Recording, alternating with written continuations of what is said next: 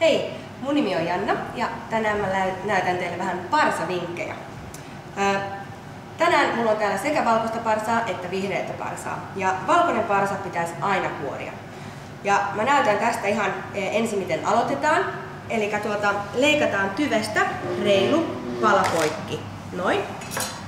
Ja sen jälkeen kuoritaan. Ja tää parsa on helpoin kuoria sillä tavalla, että tää tyveosa on leikkuulaudassa kiinni. Ja sitten ihan vain kärsivällisesti höylätään päällimmäinen kuori pois.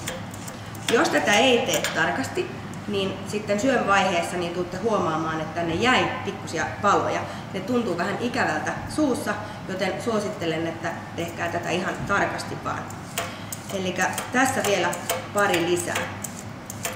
Se, että kumpi parsa on parempi, vihreä vai valkoinen, niin sehän jokainen saa päättää itse. Nämä valkoiset ainakin tänään näyttää todella hyviltä.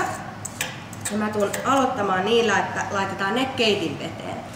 Ja mulla on tässä valmiina kiehuvaa vettä, johon mä lisään ensinnäkin suolaa. Aika tämmönen reilu teelusikallinen, mutta myöskin saman verran sokeria.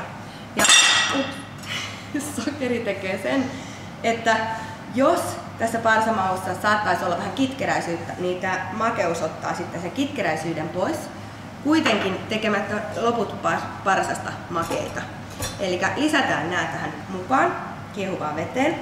Ja kaikkea nyt, jos teillä kotona löytyy hieno parsakattila, niin toki sitä saa käyttää, mutta yhtä hyvin voi keittää parsat esimerkiksi näin paistinpannussa tai sitten kattilassa.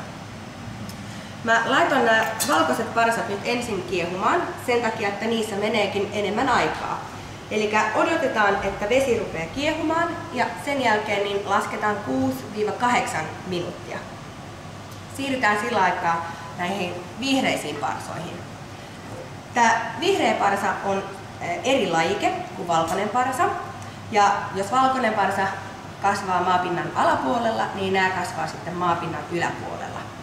Ja nykyäänhän saa vihreätä parsaa melkein vuoden ympäri, mutta kuitenkin suosittelen, että syödään parsaa silloin, kun on parsa-aika.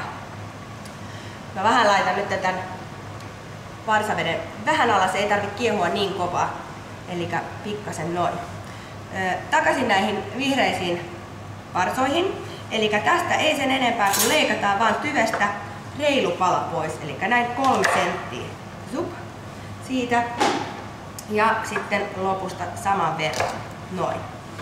Ja tosiaankin niin näitä vihreitä parsoja ei tarvitse kuoria, paitsi jos tuntuu siltä, että ne oli todella kuivia ja että tämä kuori on paksu. Periaatteessa niin vihreillä parsoilla on pehmeä kuori ja valkoisilla on kova kuori. Kuitenkin nyt kun nämä on leikattu, niin lisätään nämäkin kiehuvaan veteen. Ja tässäkin sama juttu, lisätään vähän suolaa ensin. Ja kuten huomaatte, niin mä laitan aika reilusti suolaa ja sitä saa olla, koska tarkoitus on kuitenkin, että tunnette tämän suolan maun myöskin vedessä. Eli tästä näin menee vihreät keitinveteen. Ja kun vesi kiehuu, niin vihreät kestää noin 3-4-5 minuuttia. Kannattaa ihan tikulla kokeilla, että milloin ne on valmiina, kypsiä. Otetaan vielä nämä loput tähän mukaan nopeasti, niin saadaan vähän enemmän. Noin.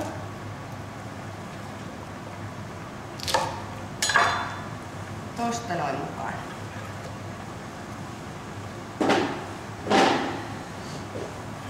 Tarjoiluehdotus näille parsoille voi olla niin helppoa kuin vaan voita ja parmesaanijuustoa.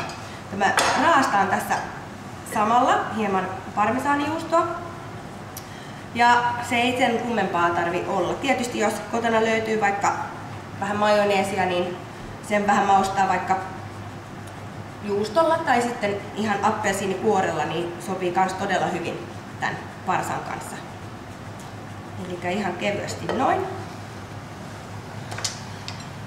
Yleensä kun mä keitän parsaa, niin kun parsat on valmiina, niin nostetaan ne pihdeiltä suoraan tämmöiselle keittiöpyyhkeelle, tai voi laittaa ihan talouspaperille, jos niin haluaa. Mut Ei kannata huuhdella kylmällä vedellä, ellei ole tarkoitus syödä niitä sitten kylmällä tai jossain tämmöisessä keitossa, salatissa. Mulla on tässä kokeilutikku ja tällä sitten vähän kokeillaan, että miltä nämä parsat tuntuu. Ja ihan paras tapa on ihan tikulla kokeilla, että milloin ne tuntuu pehmeältä. Nämä valkoiset on tässä nyt valmiina, joten nostan ne tästä vedestä. Ja koska parsa saa mielellään olla hieman al dente, kun te nostatte sen täältä, ja kuitenkin kypsyy vielä tässä, kun en huudele kylmällä vedellä.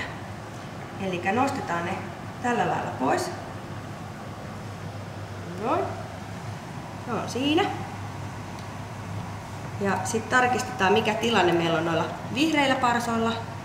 Eli kuitenkin kestää niin paljon lyhyemmän aikaa keittää. No, näissä menee vielä ihan hetki. Ja silloin kun tuntuu, että niissä on vielä pikkasen vastusta, niin yleensä ihan minuutissa niin saadaan ne tarpeeksi kypsäksi. Paljon ihmiset puhuu siitä, että voiko näistä kuorista, ylijäämistä kuorista, kun on kuorinut parsan, niin tehdä keittoa. Ja toiset väittää, että näin voi tehdä. Itse en ole koskaan vielä syönyt sellaista parsakeittoa, mikä ei silloin olisi ollut kitkerää. Joten se on sitten vähän makuasia, että mitä niillä parsakuorilla haluaa tehdä. Mun mielestä kuitenkin niitä kannattaa kompostoida. Ja tässä aikaa varmaan niin nyt nämä vihreät alkaakin olemaan aika valmiina, joten lisätään ne vielä tänne lautaselle. Näin. Voi myös keittää valkoisia ja vihreitä parsoja samassa kattilassa. Silloin vaan laittaa ne valkoiset ehkä 3-4 minuuttia aikaisemmin veteen ja sit vasta lisää nämä vihreät, niin silloin ne on samaan aikaan sitten valmiina. Niin. Se on siinä. Näytetään. Ja tästä näin voi viedä koko paketti suoraan pöytään ja tarjoaa. Me kuitenkin nyt nostetaan täältä yksi annos, eli mä nostan tästä vähän pari valkoista ja pari vihreitä parsaa, tai pari 3 noin. Ja noin. Saadaan vielä yksi vihreä tonne.